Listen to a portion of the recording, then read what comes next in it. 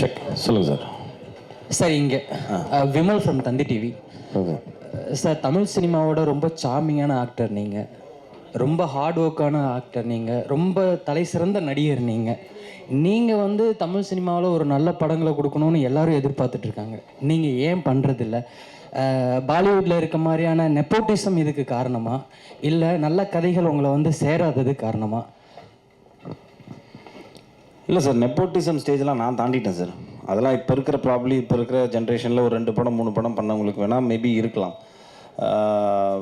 நான் ஸ்டார்ட் பண்ண டைமில் சினிமா ரொம்ப ஓப்பனாக இருந்தது. ஆக்சுவலாக வாரிசு நடிகர்கள் வந்து நம்மளை வந்துட்டு போட்டு அழுத்துற மாதிரியான சுச்சுவேஷன்லாம் இங்கே யாருக்குமே இல்லை. அதாவது இங்கே இப்போ தமிழ் சினிமாவை பொறுத்த வரைக்கும் வந்துட்டு நீ உழைச்சா உனக்கு காசு, உனக்கு திறமை இருந்தால் நீ ஏறி போயிட்டே இருக்கலாம், இவ்வளோ தான் கணக்கு.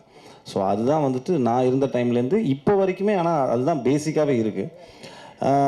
நான் இல்லை சார், சில சம்டைம்ஸ் என்ன ஆகுதுன்னா, ஒரு ஸ்டேஜுக்கு மேலே நம்மளே பிடிச்சி இழுத்து போவேன் இருக்குல்ல, அப்படி இருக்கும்போது ஒரு சில நல்ல கதைகள் வருது, ஆனால் அதுக்கு வந்துட்டு சரியான தயாரிப்பாளர் அமைய மாட்டேங்குது.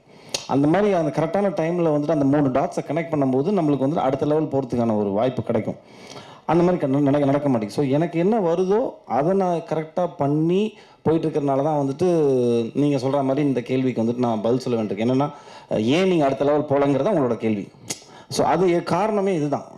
என்னென்னா, நம்மளுக்கு ஒரு விஷயம் இப்போ ஃபார் எக்ஸாம்பிள் எடுத்துக்கிட்டிங்கன்னா, நான் ஒரு 2 மாதம் முன்னாடி ஒரு எக்ஸ்ட்ராடனரி ஸ்கிரிப்ட் கேட்டேன். அந்த ஸ்கிரிப்டுக்கு வந்துட்டு ஒரு ப்ரொடியூசர் வந்துட்டு அந்த டைரக்டர் எடுத்துகிட்டு வந்தார். ஆனால் அந்த ப்ரொடியூசருடைய ஆப்ஷன் வேறு ஆர்டிஸ்ட்டாக இருக்குது. புரியுதுங்களா? ஸோ இப்போ இந்த இடத்துல நான் சண்டை போட வேண்டிய விஷயம் என்னன்னு பார்த்தீங்கன்னா வந்துட்டு, அந்த கதையை நான் எனக்கு பண்ணுறதுக்கு அந்த டேரக்டரையும் அந்த கதையும் தக்க வைக்கணும். அதுக்கு நான் என்ன பண்ணணும்? ஒன்று நான் ப்ரொடியூஸ் பண்ணணும், இல்லைன்னா எனக்கு தெரிஞ்ச யாரையா ஃப்ரெண்ட்ஸை கூப்பிட்டு ப்ரொடியூஸ் பண்ண வைக்கணும். அது முடியுமா? முடியாது. அப்போ அந்த கதை எங்கே போகும்? அடுத்த ஆர்டிஸ்ட்க்கு போய் அந்த படம் பெரிய வெற்றி அடையும் போது. ஸோ இப்படியே தான் போயிட்டுருக்கு. அது ஒரு மாதிரி செயினாக போயிட்டுருக்கிறதுனால தான் வந்துட்டு, ஸோ நம்மளுக்கு இருக்கிற விஷயத்த நம்ம அழகாக நம்மளை நம்பி வரவங்கள ரொம்ப அழகாக நம்ம வச்சு நம்ம அடுத்தடுத்த லெவல் போகிறதுக்கு முயற்சி பண்ணிகிட்டே இருக்கணும். அவ்வளோதான் சார், ஒன்றுமே பண்ணவே முடியாது. That is how it works. When you don't have a push, you have to accept the fact. அவ்வளோதான். இதுதான், இதை புஷ் பண்ணி போவோம், எங்கேயோ ஒரு டைமில் வரும், அவ்வளோதான். மற்றபடி நெப்போட்டிசம்லாம் கிடையாது சார். தமிழ் சினிமா பொறுத்த வரைக்கும்லாம் எனக்கு தெரிஞ்சு எல்லாரையும் வந்துட்டு வாழ வச்சுட்டு இருக்கு தமிழ் சினிமா. நீ வந்து திறமையோடு இருக்கியா, உழைக்கிறியா, ரெடியாக இருக்கியா, போயிட்டே இருக்கலாம் மேலே, அவ்வளோதான்.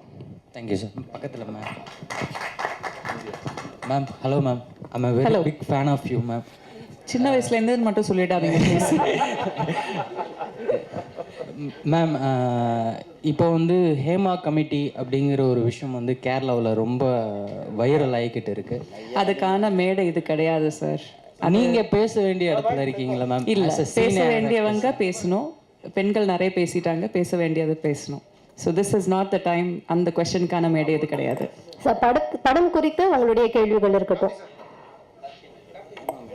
சார். பரத் சார் சார் சொல்லுங்கள் சார். இங்கேருந்து பார்க்குறப்போ நிறையா ஆடியோ ஃபங்க்ஷன் இந்த மாதிரி ப்ரெஸ் மீட்லாம் கலந்துருப்போம். ஆனால் இவ்வளோ ஹீரோயின்ஸ் மேடையில் இருக்க மாட்டாங்க, வெறும் ஆம்பளைங்களே உள்ள மீட்டிங்லாம் பார்த்துருக்கோம். இவ்வளோ ஹீரோயின்ஸ் இங்கேருந்து பார்க்குறப்ப எங்களுக்கே மகிழ்ச்சியாக இருக்குது. படத்தில் நடித்த உங்களுக்கு எப்படி இருந்தது? நடித்தது ஒரே ஒரு ஹீரோயினோடங்க. இது வந்துட்டு 4 கதை சேர்ந்த ஒரு படங்கிறதுனால 4 கதையோட மொத்த ஹீரோயினும் இங்கே இருக்காங்க. ஆனால் நான் நடித்தது அந்த ஒரே ஒரு ஹீரோயினோட தான், சினியோட தான் நடிச்சிருக்கேன் நான். ஆமாம், நான் இல்லை, இவங்களோட காம்பினேஷன் இருக்குது. அஞ்சலி அவங்களோட இருந்தது, பட் இவங்க மேடமோட இல்லை. மற்றபடி பவித்ரா லக்ஷ்மி அவங்களோட இல்லை. பட் ஆனால் இந்த கதையை வந்துட்டு கொஞ்சம் விமன் எம்பவர்மெண்ட் நிறைய இருக்குது இந்த படத்தில். நிறையா விமனுக்கு நிறைய இம்பார்ட்டன்ஸ் இருக்குது இந்த படத்தில். ஸோ அந்த வரைக்கும் எனக்கு சந்தோஷம் தான். பட் நடித்தது ஒரு ஹீரோயினோட தான். அதே மாதிரி பரத் சார், உங்கள் இளமையோட ரகசியம் சொல்லுங்கள். ஏன்னா நான் வந்து 31 வருஷம் ஃபீல்டில் இருக்கேன், ஆனால் கிழவனாகவே மாறிட்டேன். நீங்கள் 21 வருஷம் ஆனாலும் அப்படியே இருக்கீங்க, அது எப்படி? இல்லை சார், ரொம்ப ஹாப்பி. இங்கே சந்தோஷமாக வச்சுக்கிட்டாலே போதும் சார். நான் ரொம்ப பேராசை கிடையாது. சினிமாவில் நம்ம அடுத்த லெவல் போகணும்னு சொல்லிட்டு நிறைய யோசிக்கிறது கிடையாது. ஸோ ஆட்டோமேட்டிக்லி நீங்கள் வந்துட்டு இப்போ கண்டென்ட்டான ஒரு சொல்லுவாங்கள்ல, நம்மளுக்கு என்ன இருப்போ அதை வச்சு நம்ம வந்துட்டு வாழ்க்கையை நடத்தினோம்னாலே ஸ்ட்ரெஸ்ஸுக்கு அதிகம் கம்மியாயிடும். ஸோ புரிஞ்சு, இப்போ நீங்கள் கூட எல்லாமே ஆகலாம். இப்போ கிழவன்லேருந்து திருப்பியும் குமரனா மாறலாம். ஸோ ஸ்ட்ரெஸ் எடுத்துக்காதீங்க. கேப்டன், உங்களுக்கு ஒரு கேள்வி.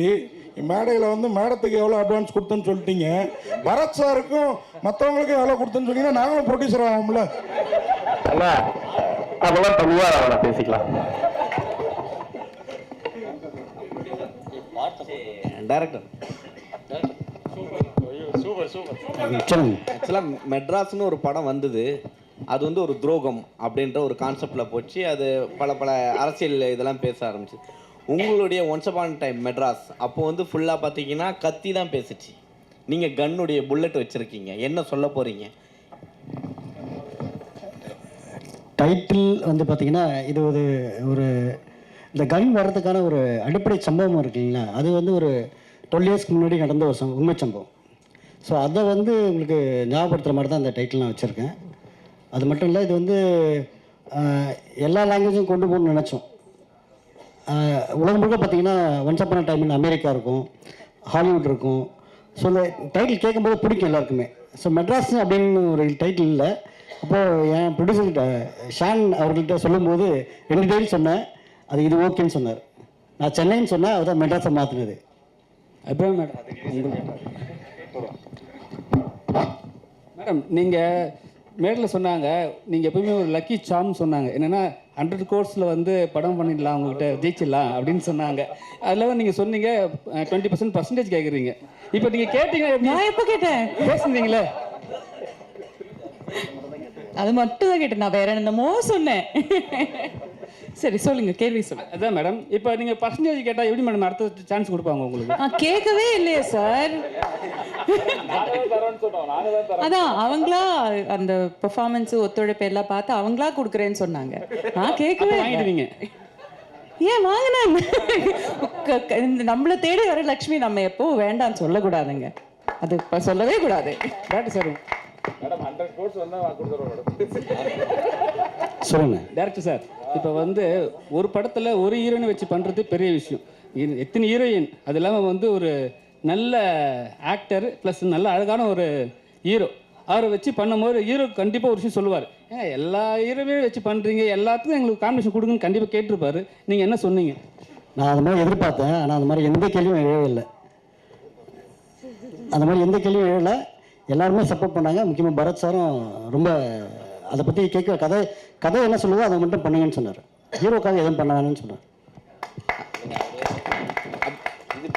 இது பேசிக்கலி ஒரே படத்தில் 5 ஹீரோயின்ஸ் நடிக்கிற படம் இல்லை. இது பக்கத்து வீட்டு கதை, அந்த வீட்டு கதை, அந்த வீட்டு கதைன்னு சொல்லிட்டு 4 வீட்டு கதையோடையும் சேர்ந்து கடைசியில் வந்துட்டு வரும். ஸோ எங்கள் வீட்டுக்கு ஒரு பொண்டாட்டி தானே இருக்க முடியும், அவ்வளோதான். அதோட அமைக்கிட்டு உட்காரணும். அடுத்த வீட்டுக்கு வேற ஒரு கதை இருக்கும். ஸோ இப்போ நீங்கள் குழப்பிக்கிட்டீங்க. பரத் சார் ஹீரோ இருக்காரு, 4 ஹீரோயின் இருக்காங்களே, எனக்கு ஏதாவது காம்பினேஷன் தெரியலையாங்கிற கணக்கே வராது. ஏன்னா இது 4 வாழ்வியல் சம்மந்தப்பட்ட ஒரு படம், புரிஞ்சிருச்சிங்களா? 4 பேரோட கதை, அது மொத்தமாக வந்துட்டு ஒரு பிஸ்டலில் மர்ஜ் ஆகும். அபிராம் மேடம், தமிழ் சினிமாவில் இப்போ பேசும்போது பார்த்தீங்கன்னா ஈக்குவாலிட்டி பற்றி சொன்னாங்க. தமிழ் சினிமாவில் பெண்களுக்கு ஈக்குவாலிட்டி கொடுக்குறாங்களா? இந்த மேடை அதுக்கான ஒரு மேடையா? அது எந்த ஈக்குவாலிட்டிங்கிறது ரொம்ப பெரிய ஒரு வார்த்தை. அது எந்த வகையில சொல்றீங்க? இப்போ ஆக்சுவலா ஒரு டைரக்டர் வந்து ஹீரோயினை சூஸ் பண்றாருன்னா ஹீரோக்கு தான் முக்கியத்துவம் கொடுப்பாரு. ஹீரோக்கு மட்டும் தான் முக்கியத்துவம் கொடுப்பாரு. இது 4 கதைன்றதுனால ஹீரோக்கு மட்டும் தான் முக்கியத்துவம் படத்துல எப்பயுமே இருக்கும். ஸோ ஹீரோயினுக்கு அந்த போர்ஷன் மட்டும் தான் இருக்கும். அதை வச்சு கேட்குறேன். எனக்கு ஐ டோன்ட் நோ, இது இந்த கேள்வி இந்த ஒரு மேடையில் எப்படி பதில் சொல்கிறதுன்னு தெரியல. இந்த படத்தில் பார்த்தீங்கன்னா எல்லா கேரக்டருக்குமே அதுக்கான ஸ்பேஸ் இருக்குது. அது ஆண் பெண்கிற வித்தியாசமே கிடையாது. ஒரு டிரான்ஸ்ஜெண்டர் உமன் கூட நடிச்சிருக்காங்க, அவங்களுக்கான ஸ்பேஸ் கூட இந்த படத்தில் இருக்குது. ஸோ இந்த படத்தை பொறுத்த வரைக்கும் எல்லா கேரக்டருக்குமான ஈக்குவாலிட்டி கண்டிப்பாக இருக்குது. தமிழ் சினிமா ஒட்டுமொத்தமாக பேசக்கூடிய மேடை இது கிடையாது. அது நம்ம தனியாக ஒரு காஃபி குடிச்சு நம்ம பேசலாம்.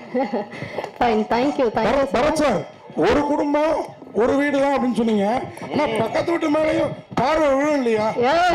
மாற்றான் தோட்டத்துக்கு தானே மல்லிகை மனம் அதிகம். பார்க்கறதோட நிறுத்திக்கிட்டீங்கன்னா உங்களுக்கும் நல்லது, பக்கத்து வீட்டுக்கும் நல்லது. பார்க்கறதுல தப்பும் கிடையாது. ஃபைன். ஸோ நாலு விதமான கதைகளை ஒரு படத்தில் வந்து சொல்ல ட்ரை பண்ணியிருக்கோம். அது வந்து சக்ஸஸ்ஃபுல்லாக வந்திருக்கு. அந்த படம் நிச்சயமாக எல்லாருக்கும் பிடிக்கும் அப்படின்னு நாங்கள் நம்புகிறோம். ஆக்சுவலி ஒரு டிக்கெட் விலையில நீங்கள் 4 படங்களை வந்து பார்த்துட்டு வந்துடலாம்னு நினைக்கிறேன். அந்த மாதிரியான ஒரு ஃபீலை நிச்சயமாக இந்த படம் கொடுக்கும். அது மட்டும் இல்லாமல் டீமே சொல்லியிருக்காங்க, விமன் எம்பவர்மெண்ட் பற்றி இருக்கு, இன்னும் பல விஷயங்கள் இந்த படம் பேசியிருக்கு. செப்டம்பர் 26ஆம் தேதி படம் ரிலீஸ் ஆகுது. இதை நீங்கள் எல்லாரும் மக்கள்கிட்ட கொண்டு போய் சேர்க்கணும். இந்த படத்தை வந்து ஒரு சக்ஸஸ்ஃபுல்லான படமாக எங்களுக்கு அமைச்சு கொடுக்கணும் அப்படின்ட்டு உங்கள் எல்லாருக்கும் எங்களுடைய மனமார்ந்த நன்றிகளும் இந்த தருணத்தில் நாங்கள் தெரிவிச்சுக்கிறோம். Thank you so much. ரொம்ப நன்றி.